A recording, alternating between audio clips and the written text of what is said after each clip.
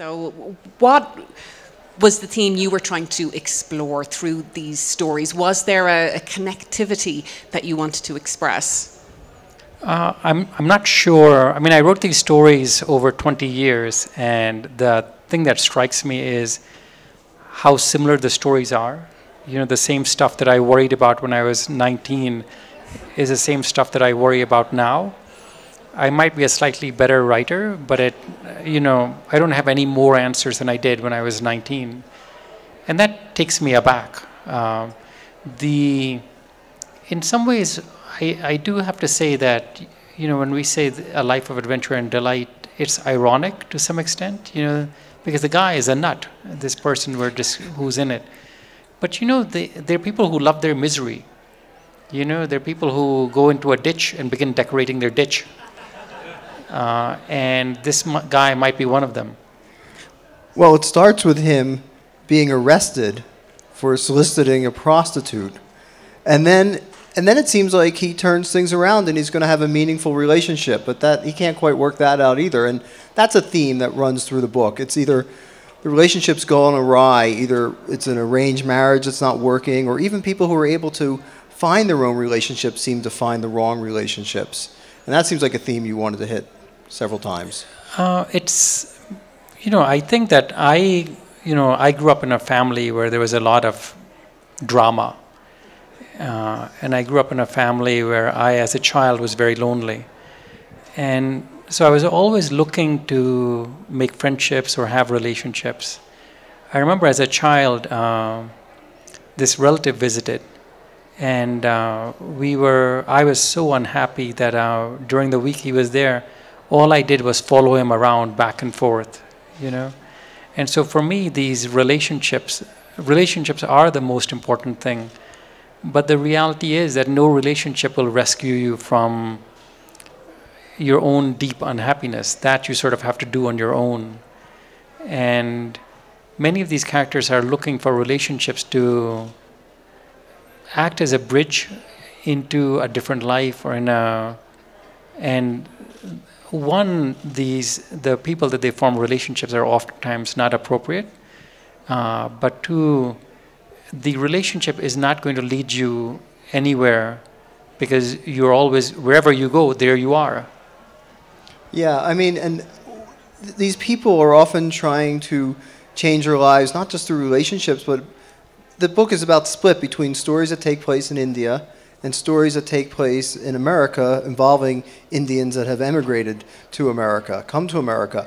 And yet, in American society, they also struggle very much. They can't quite find themselves. They can't quite fit into the society in a way that maybe they expected when they left. I'm not quite sure how to put it, but it hasn't quite worked out, it seems like. I mean, I look at Americans, right? Americans who were born in America, Caucasians, and they don't feel like they fit in. Yeah. And so the sense of being out of place is universal. With these Indian characters, these Indian immigrants, we oftentimes mistake their life, the fact that they're immigrants as sort of explanatory. We focus on that, but these people would have the same unhappiness elsewhere. So, for example, in the story The Well, in the first couple of drafts, I had it began with him immigrating to America, with the family immigrating to America, and then I removed that section because I just felt then it would become another immigration story, and so the entire story occurs in America. Because I wanted to point out that this is just what it means to be a human being. I often say that in India we have arranged marriages, and the real hope is that these two people will begin to love each other and respect each other. In America, you begin with love, and you oftentimes end up in arranged marriages. Well, you know what I thought, when you talk about The Well, one of the most interesting, that story's a little different in some ways than the rest, in that he finds the woman that he loves. He comes up with somebody he loves. It's not arranged. But then when he wants to marry her and she is hesitant or doesn't want to marry him, he calls on his mother to come help him. Like you maybe would seems like in a more traditional society would happen, perhaps. So it's kind of this interesting mixture. But I thought that was a little different. That he had seemed to be going towards this love match, but then when push came to shove, he went back to tradition. I mean, I think that moment when he asked his mom to come with him, it's such a trying situation that the bringing his mother along is a gesture, is a way to show that he is approaching it with the seriousness that the moment deserves. And the fact that, I think that that's the motivation behind it, to show that he is serious, he's committed, it's not mere words. Mm-hmm. There's one story where there's an elderly Indian gentleman who lives in the US, and it seems that his wife has left him, and his daughter, who's grown up, has also left.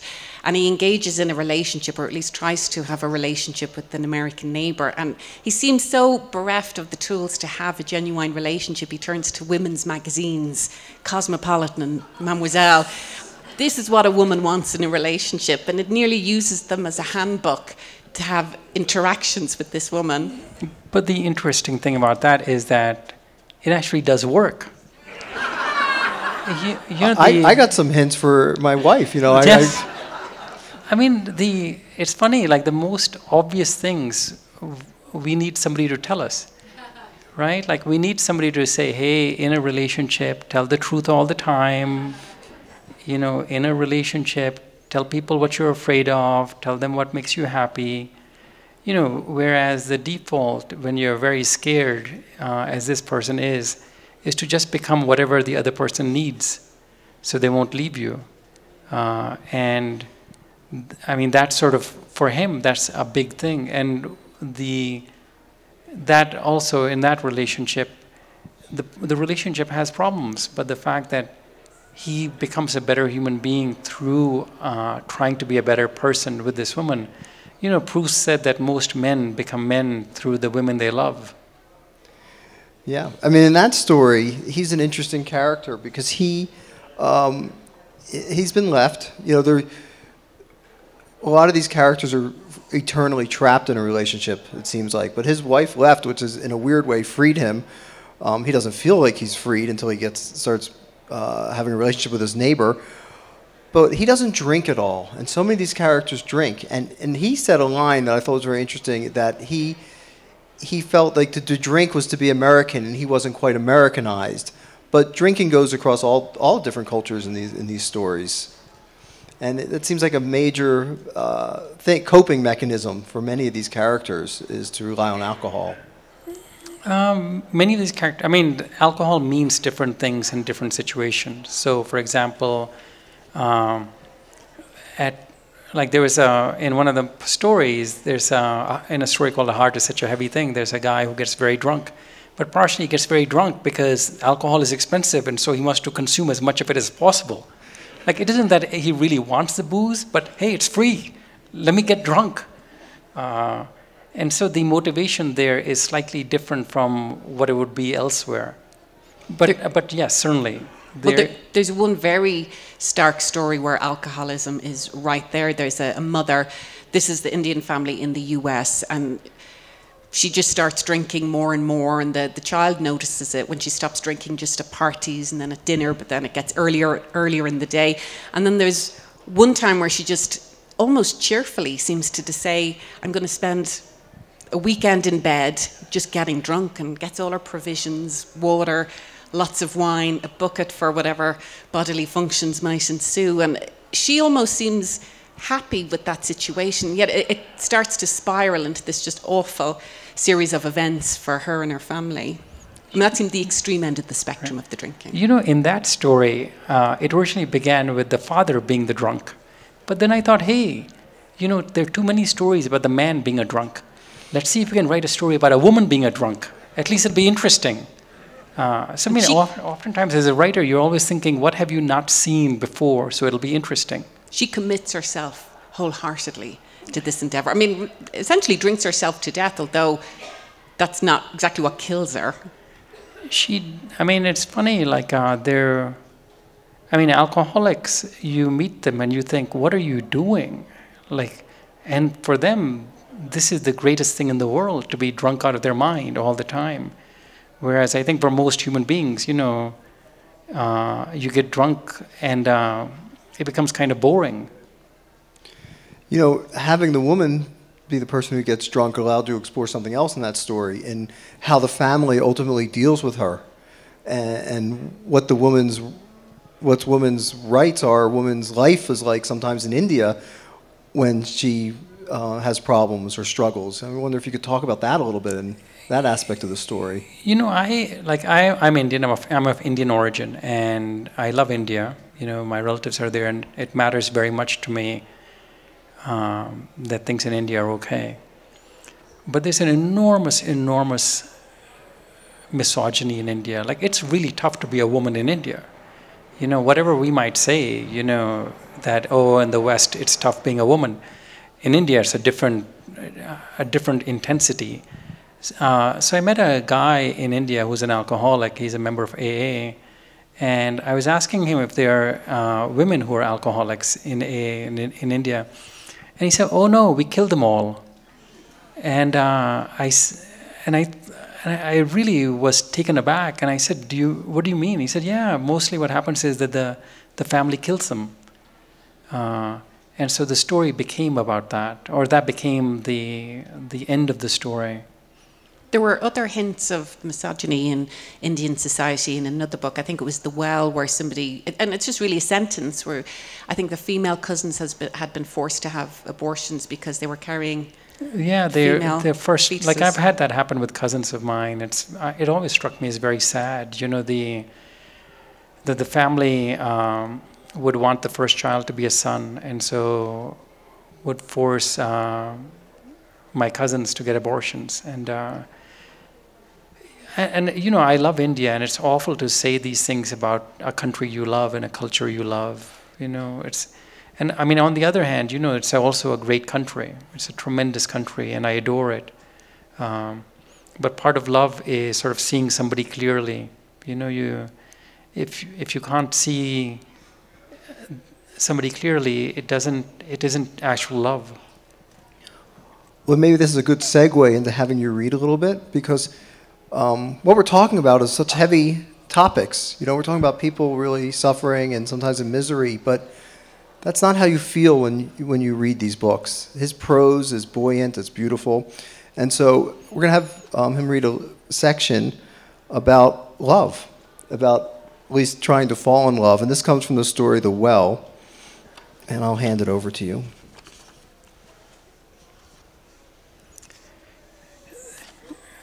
Then too, I often thought I was in love.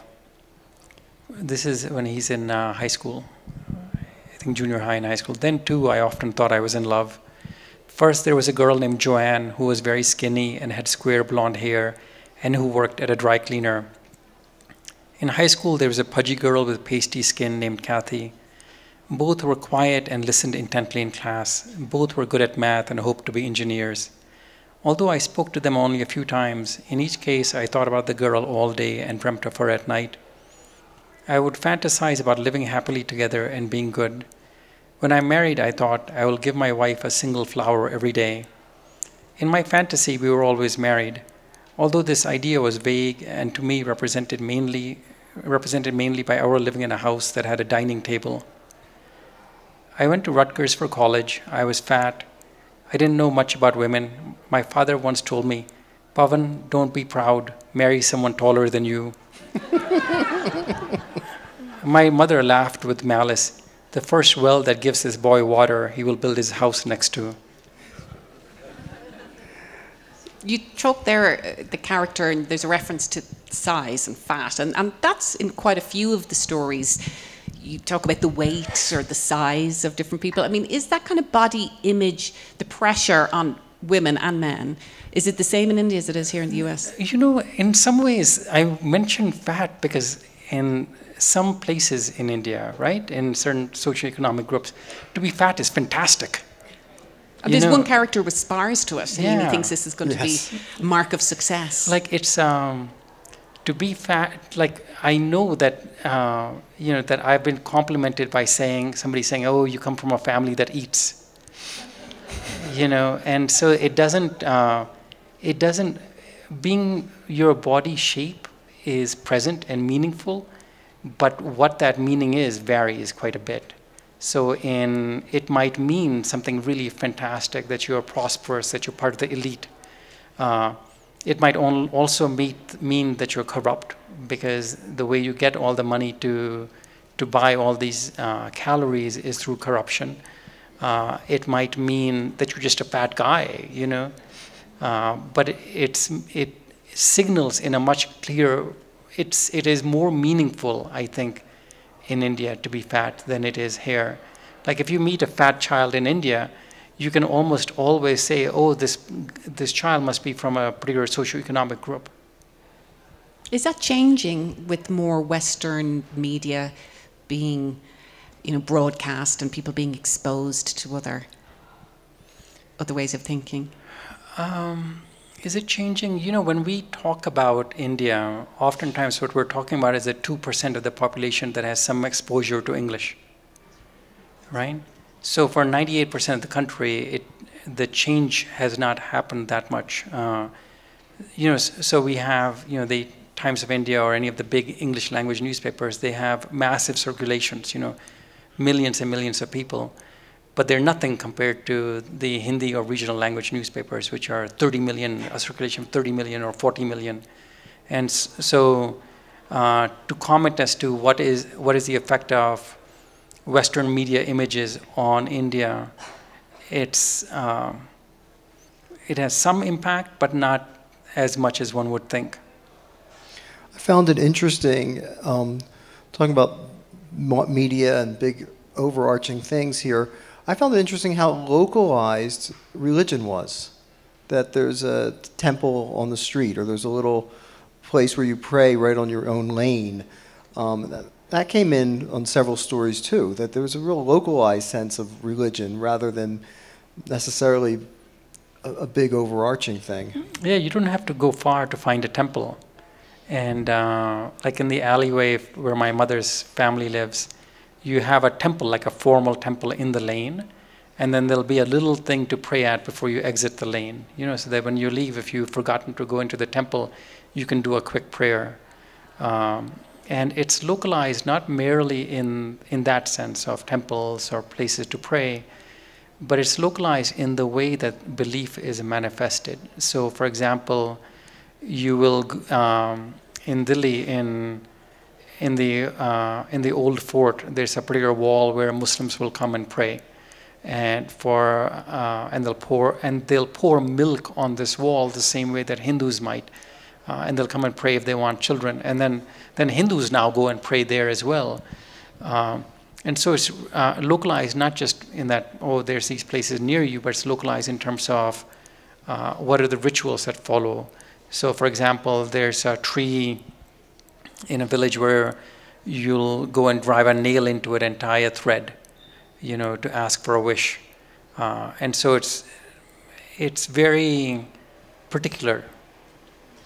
It seems like it borders sometimes on what we would call superstition. Well, I mean, the difference between Christianity and sort of what you would consider Indian superstition is the fact that Christianity has a longer period of being a text-based religion. And so it is more consistent, whereas Hinduism became a text-based religion relatively late. It was much more of an oral religion, and so there's much greater variety in it. But if we were going to call it, I don't know, I mean, is it superstition? Is it religion? Is it merely faith? I don't know. I mean, those are fine distinctions. Well, in one of the stories, when the character is supposed to be praying for his brother's health, he ends up wanting to pray to Superman. You know, when the Americanized, I thought that was kind of a brilliant thing, that he didn't want his mother to find that out, you know, but he was really sort of praying to Superman. In another draft, he was praying to the Marlboro Man. You know, it's funny, like all these things these changes that you make in your stories, and you go back and think, oh, should it have been the Marlboro Man? That's why it's good to never revisit stories. You know, you write it and you put it behind you.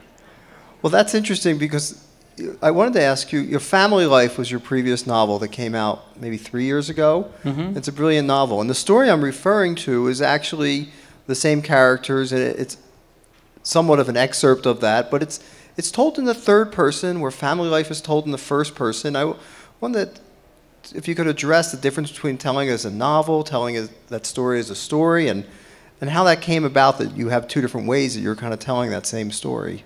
I wrote the short story first, and I wrote the short story in third person because if you're writing something that is tremendously painful, third person allows a certain level of distance.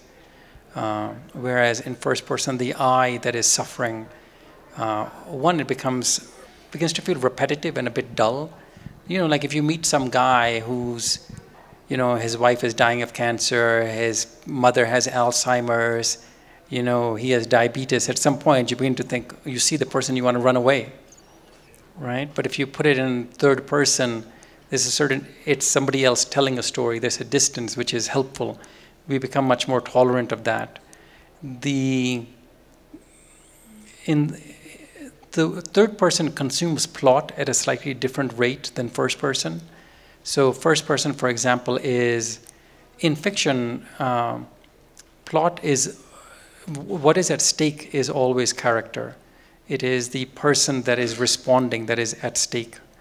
And so if it's a first person narration, the I is always responding. I feel this, I feel that. And so something is always at risk, something is always meaningful. If you put it into third person, what is meaningful has to be more obviously meaningful. It has to be meaningful in the standard of what is objective. And so plot gets consumed at a much faster rate than in first person.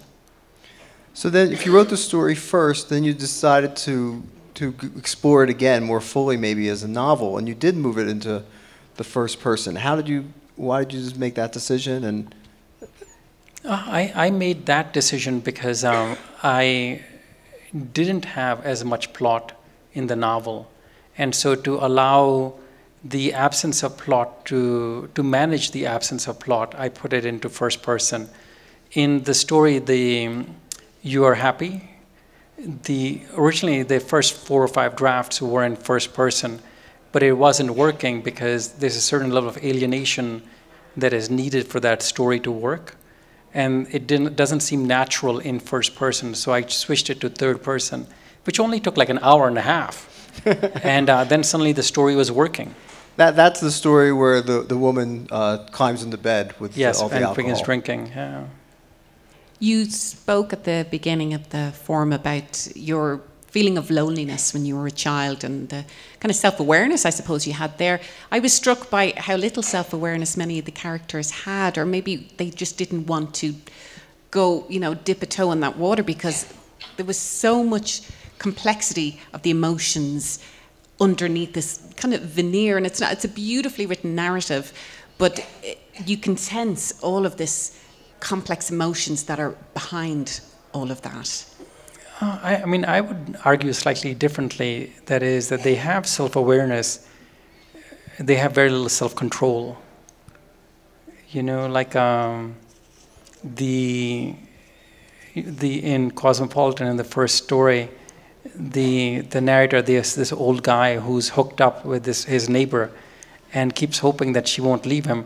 At one point, he thinks, I'll bring a bottle of wine, and maybe she'll get drunk, and we can fool around. So he has self-awareness. What he doesn't seem to process is that that's not a healthy way to do things. So it isn't that they're not aware, they just cannot think through to the next thing, which is there is a healthy way to do things and an unhealthy way to do things. And they're so desperate, all of them, that they're willing to take whatever comes their way, whether healthy or unhealthy. And there's a lot of unhealthy relationships in it seems. There's a lot of suffering, but there's a lot of suffering everywhere. Yeah. Do you think that desperation is just part of who we are as humans, no matter what our culture is, whoever you are? It's that the certain desperation, suffering is going to find you? We are all going to suffer, right? We're all going to get old. Our loved ones are all going to get old. We're going to be regularly overwhelmed. We're going to feel confused. We're going to feel bad. You know, we're going to feel angry when our loved ones are sick and we just don't, our compassion runs out. And that's going to happen to every one of us. The suffering of these characters maybe is, I don't know if it is greater, right? I don't know if it's greater. I think they just have fewer resources. Mm-hmm. How many autobiographical elements are in the stories? How much did you draw from your own personal experience or your family's experience? I mean, my emotions are the same, right? You know, so the emotions are, I was lonely, and so it's easy for me to inhabit the world of lonely people. Or I had an uncle who said to me, who loved me, and said, "Akhil, don't be proud, marry someone taller than you." And so these things, I include all of them wherever I can into my life or wherever it's useful. But, you know, the difference between autobiography and these stories is I'm the guy who wrote them. You know, so I can shape the material, I'm aware of the material, and, you know, I lead a very privileged life. So this is not, you know, and if you're privileged, you're not as desperate. There's a story in here called We Didn't Like Him. And that's a story I wrote from the point of view of somebody rich. By that I mean that, you know, I'm a well-off guy, right? And so I can approach things with this idea that mostly things don't matter. You know, there are problems, but mostly they don't matter that much to me.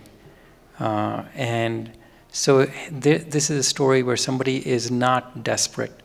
The people that he's interacting with might be desperate, but he is not. And he is not lonely. The people he's interacting with might be lonely because they're less.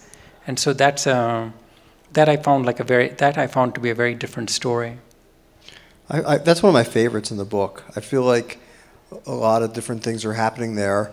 And there's a line, though, when I think about, in the stories that take place in America, these Indian families feel somewhat isolated. I mean, maybe there's some other families in their group that they are with, but they're in America and seem somewhat isolated. And there was a line early in that story, which takes place in India, that really, I thought, brought out the difference in the cultures to some extent.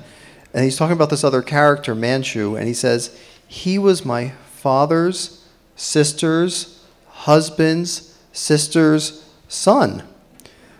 And so that basically counts. Yes, that counts as family, right? In India, where I think most people who are raised in America cannot name any of their father's sisters, husbands, sisters, sons.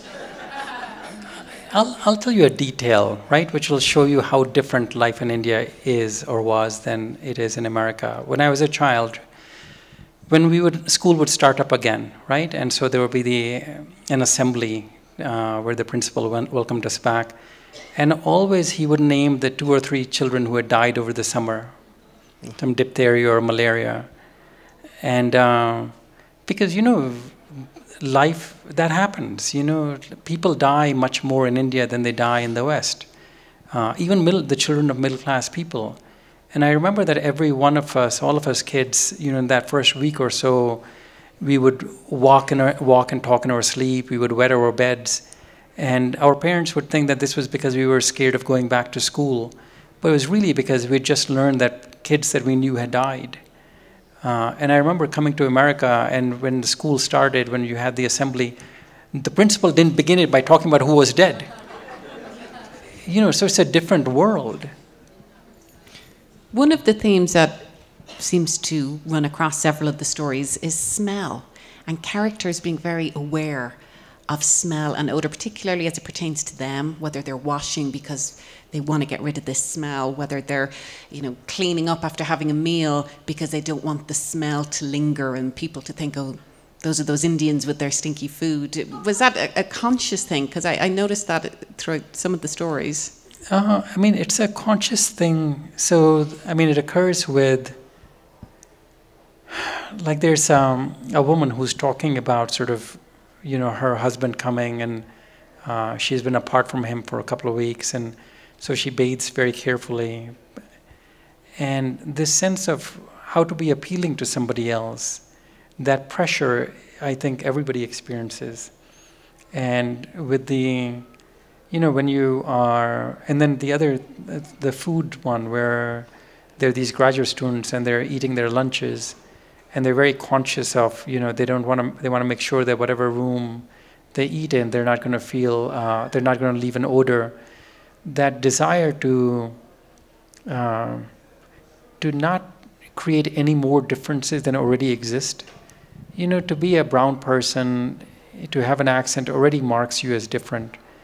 Why make your life any harder than it needs to be? If you can be a little bit more careful, then you become a little bit more careful. But that pressure is everywhere. That story that you mentioned there about the woman who's been away from her husband for a couple of weeks, that was an arranged marriage. And that seems to have a certain arc to it, because at some point in the relationship, she convinces herself that she's in love with him.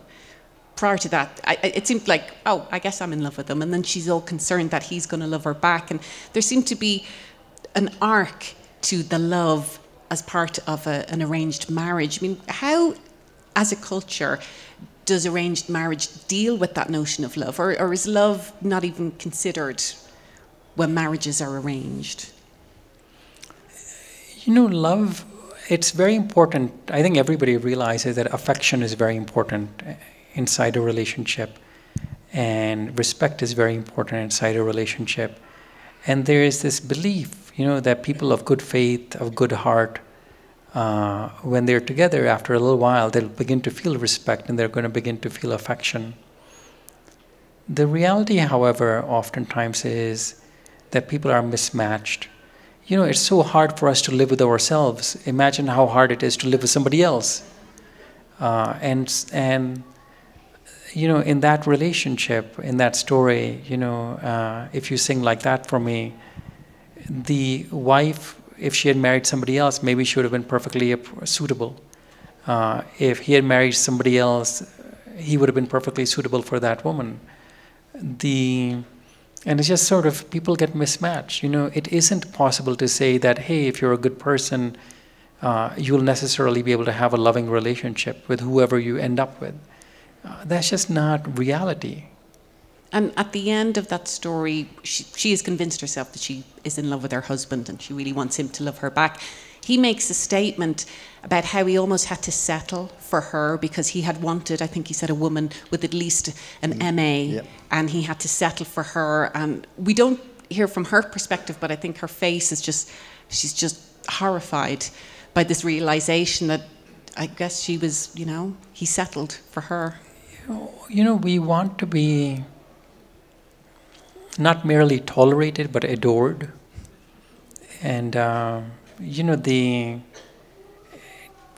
for her, and some people need, and I think that's, for her, there's a real sense that, the way she needs to be cared for is not the way this person can care for her. He'll always be a decent person, he'll always be loyal, but he's not, she will not be special to him. He struck me as someone who should be reading The Cosmopolitan and getting his tips on how to relate to women. Well, he's going to be somebody who is not going to be satisfied, no matter what, in a way that goes beyond culture. Here's one of my favorite lines in the book, and this is him thinking at the very end of the story, or this is him saying this. He tells this to his wife. There are so many people in the world that it's hard not to think that there are others you could love more. If that's there's people in America, there's people in every culture that if they have that way of thinking, it's going to be very hard to be satisfied in any relationship. Yeah, the issue is not so much choices. There are always more people, different people, better looking people, smarter people, richer people. The issue is not, the reason somebody is valuable is because you choose to invest in them. You choose to care, you choose to be honest with them, you choose to respond to them. That's why people become valuable. It isn't innate to them. There's also this theme of the dowries as well, because with the arranged marriage, there's the dowry. And with the arranged marriage, it seems the women, once again, are coming off the worst end of it. It's the women's family who have to come up with the expensive dowry, and if it's not satisfactory enough, there's one where a washing machine was given as part of the dowry, and they're like, they have give no us a running bucket water, of water. right? We don't have running water here. How are we supposed to have a washing machine? Except in that case, the dowry is sort of a joke, because in that story, at least, they get these things. They would rather not have them. Like, we have running water from 6:30 in the morning to 9, and from 5 to 9. We don't want a washing machine, and the family of the bride says, "Look, I'm sorry, you got the washing machine now. Tough luck to you." And she helpfully says, "Well, use it as a closet. You can store stuff in it. It's not my problem anymore." That's one of the arranged marriages you think has a chance, though. She kind of wins over the family during that. They want to reject her at first, and then she kind of wins over the family. And I think the man who's going to be her husband, who is her husband, is kind of won over by that. She has this practicalness about her that some of the other characters don't necessarily have. And at the beginning, they see that practicalness as mental illness. Yes, they think she's mentally ill. Yes. Then they're like, no, she's just quite forthright. Yeah, she's just very honest. One of the themes that kept coming up is, and I think this is true of anybody anywhere, is you want your life to be broad. You want to have options open to you. And a lot of times you use the word that the characters are feeling hemmed in, not hemmed in, narrowed. You use the word narrow a few different times for how they're feeling about different things, or where they live, the narrow lanes maybe. This feeling between openness and narrowness, and how that can change very quickly in somebody's life. People do feel boxed in. And I think oftentimes, like, there's a character whose sister is an epileptic, and he talks about how the fact that, if you have somebody in your family who's ill in a certain way, you end up hiding that, because it can, it might bring shame on you, it might make it harder for your relatives to get married. And so when he gets to tell somebody who, what is actually true for him, he can relax a bit, he can be present. He is not being guarded all the time. When I can speak to you honestly and I can tell you these things, then I can say, oh, I'm getting to be present with you. I don't have to protect myself from you. So that's when they relax, the fist unclenches. In that story, I think, with the sister with the epilepsy, and I think the brother who's in the US, he's a grad student, I think the other character that he has disclosed this to says, well, maybe you can help their children. I mean, there's always this sense that there's a sense of obligation to help other generations, that interconnectedness across family lines. I mean, in that story, so he's talking about his sister who has epilepsy, and it was very, very hard to get her married. And they were finally able to, so she has a BA or a BCom, a Bachelor in Commerce, and they were able to get her married, but to somebody who I don't think has a college degree. And he goes to work in the Middle East, and she's treated like a servant. And his girlfriend, the narrator's girlfriend, knows that he can't help his sister, that her life is to some extent decided already. But knows also that he would like to love his sister in a certain way. And so says, oh, maybe you can help her children. Here's an opportunity for you to love. We're looking for opportunities to love the people we love. And the problem is that oftentimes we don't have these opportunities. The situations they're in, we cannot help them with. And so we're looking around for when can we be of service to these people we adore. And so for her saying this, it isn't just obligation, but it's a way of, it's a kindness, a mercy. It's a way of saying, oh, I know this is very tough for you, but don't worry. There's a way where you'll get a chance to be good to your sister. In the story, if you sing like that for me, about the woman in the arranged marriage, she's taking care of her father. Mm-hmm. And the relationship she has with her father and the relationship her sister has with her father are so different that she does take that opportunity to there is some gentleness and affection there, where with her sister and the mother, it seems like that it's too far gone, or something's not possible anymore. Or in that, like, the younger sister is much tougher, and so is much more willing to cut her losses and say, look, this guy is a nut, he'll use us, he'll betray us, he can't be relied upon, and is willing to move on and take care of herself. And the older sister, and the younger sister is also much more successful.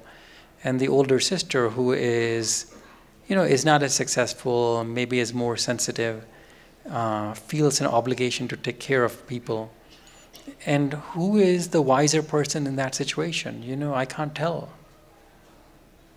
You wrote these stories over, I think you said 20 years? Yep. Mm-hmm. And so were there other stories that didn't make the cut to make it into the book? Oh yeah, lots of stories. I mean, there are a lot of, for every 6 stories I write, I publish one, because they're not that good. I wrote a story about Abraham Lincoln. Truly terrible, awful story. And then there's stories that I publish which I don't think are that good. Well, I am struck that George Saunders, though, just is the finalist for the Booker Prize with his book about Abraham Lincoln. So maybe a little rewriting and Yes, why not? Hope springs eternal. Do you go back to some of those stories, though, and will you try to get them to a place, or do you at some point just give up? That's it, I'm done. If it's broken, it's broken. There's so many things worthwhile. Why keep going back to try to fix something that's broken? Now, one of the short stories in the book did end up as a novel. Do you see that potential for any of the other, not so much stories, but certainly the characters? It's very hard to open up a story and turn it into a novel. A story has its own form, its own logic. Anything is possible, but it's probably not wise to do so, because you then have to relearn certain things. You have to think about your story in a different way. It's better to just begin a fresh thing. Are there any characters that really live on after you've closed the book on the story, that you think that there's maybe a future for them somewhere else, even in a walk-on part? Not really. I have a sense as to what will happen to these characters in their lives, but I don't see. I end the story where I end them because I feel like it's sufficient. Well, you end the title story where he's with a prostitute jumping up and down, overjoyed to be holding her breasts, and that is, after this whole up and down with his relationships and being in jail and everything. To me, I love that story, and I thought that was a perfect place to end it. But I wouldn't mind seeing him show up again at some point. I'll keep that in mind. We're going to be opening up the floor for some questions. If anyone has a question, please raise your hand. We'll get you a microphone. Don't be shy. Sorry, that happens when I pass in front. Mr. Sharma, I'm not, asking you a question based on your short stories. It's about the novel that you have written, and that novel has the incest quite explicitly, and for quite a long time. So my question, and I feel that whenever, an author or writer, he writes something, whether it's short or long, he has a certain mission, and he has a certain message that he wants to deliberately broadcast and transmit. So my question is that in that incest, story, what likely message you were transmitting to your readers? What did you want from your readers? What reaction were you expecting from them? Because culturally, the incest in Hindu society or Indian society is at most appalling, and it's likely to be non-existent, to my knowledge. It's likely to be non-existent? That kind of father and son, or father and daughter. I'm sorry. Every day you read in the Indian newspapers about child molestation. Every day you read about, there's something grotesque and shameful about denying this crime that occurs in India all the time. There's something really wretched about trying to erase that. It's horrible enough that this occurs, but to say that it doesn't occur seems like a crime on top of a crime. So to the I mean, so there's a novel I wrote a long time ago called An Obedient Father, where the protagonist is, commits incest. And what you want most novels to do, what most novels aspire to do, is to take you to unspeakable situations and to allow you to not lose sympathy. So, when you read Crime and Punishment, how do you not lose sympathy with an axe murderer? But there's something, so that's of course what the mission of all writing is, but there's something gruesome about denying the fact that this occurs. Could you comment on the prevalence of kitchen fires in India, where the husband sets the sari of the wife on fire so he can collect a new dowry? I am much as I am not a political writer, and nor am I a journalist. And so I can comment about anything, but that's just me randomly holding forth about things. And again, what would I say? It's bad to set your wife on fire. Don't do it.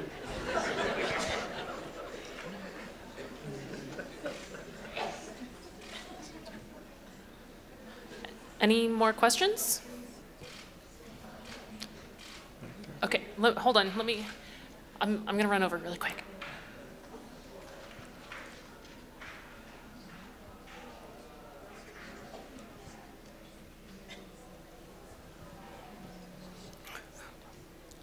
Do you write for a Western audience or Eastern audience? By Eastern, you mean India, not Japan, right? No, I mean South Asia. This is sort of the bias we have, that we think we're the world. I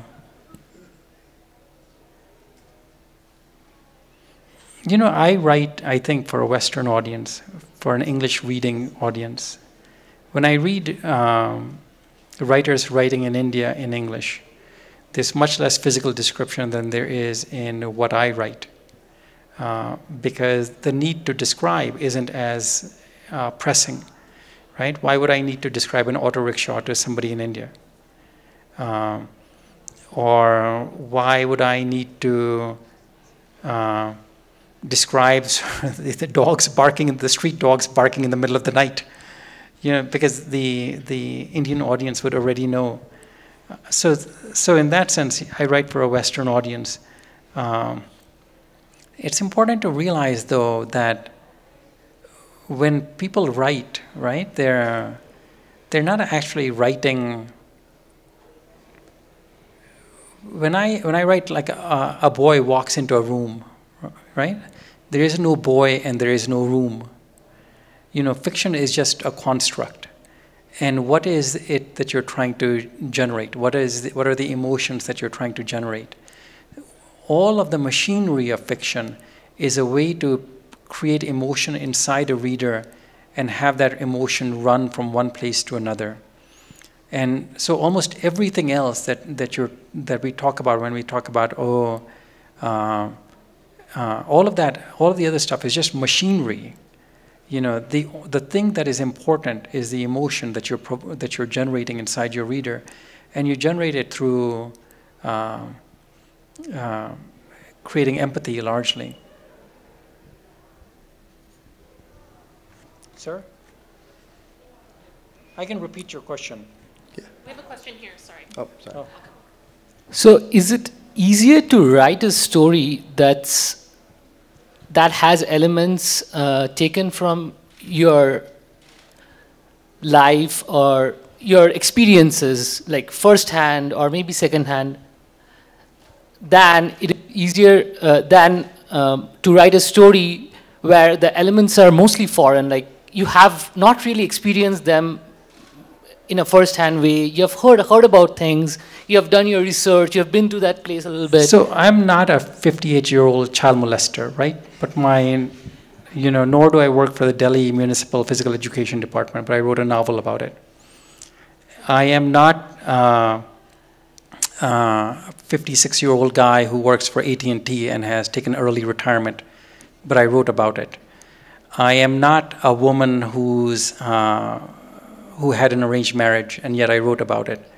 And so what does it matter? Like, is it easier or worse? I don't know. I mean, for every 6 stories I write, one is okay. So things that I began from my own life turn out to be rubbish stories. Things that I imagined based on other people's life turn out to be bad stories. So it's sort of random. What other languages do you speak, and how important are other languages to your reading and writing? They're not very, so for example, I can sort of get by with French, right? And I can, my Hindi is the Hindi of a 5th grader. But these are not literatures that I read other than in translation. If I go to France, I'll talk in French, or if I go to India, I'll speak in Hindi. Somebody once said to me that it's so astonishing hearing me speak Hindi because it's like a monkey talking in Hindi.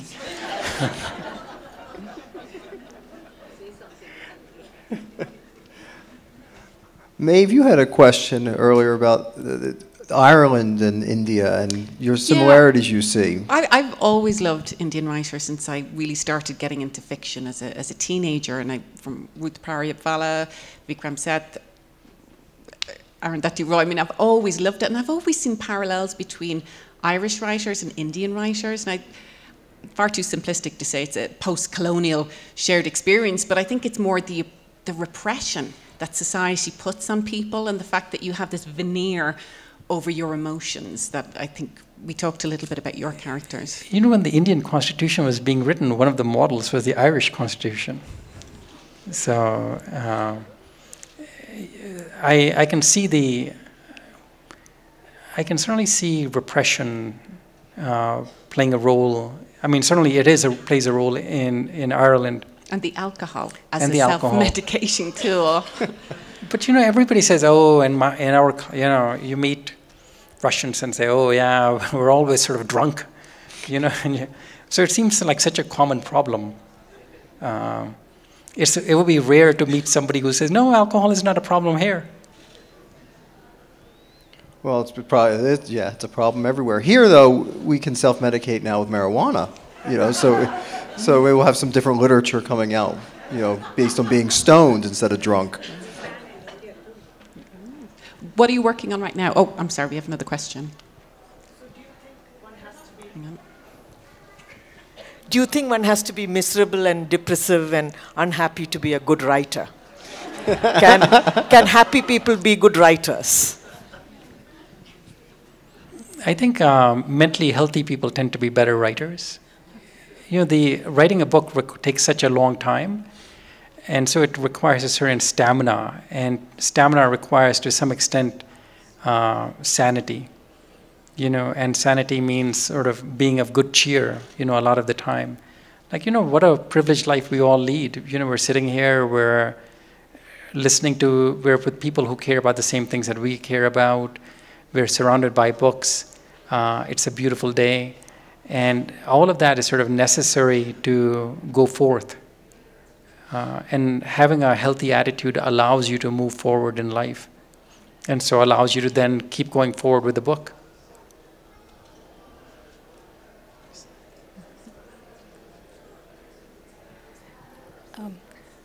Short stories with troubled characters and a lot of emotion. There's a lot in Indian writing, like Premchand and other Indian writers. Who are your favorite short story writers? The writer that I think everybody turns to, every short story writer turns to, is Chekhov, who I think is sort of the absolute gold standard of what great short stories are.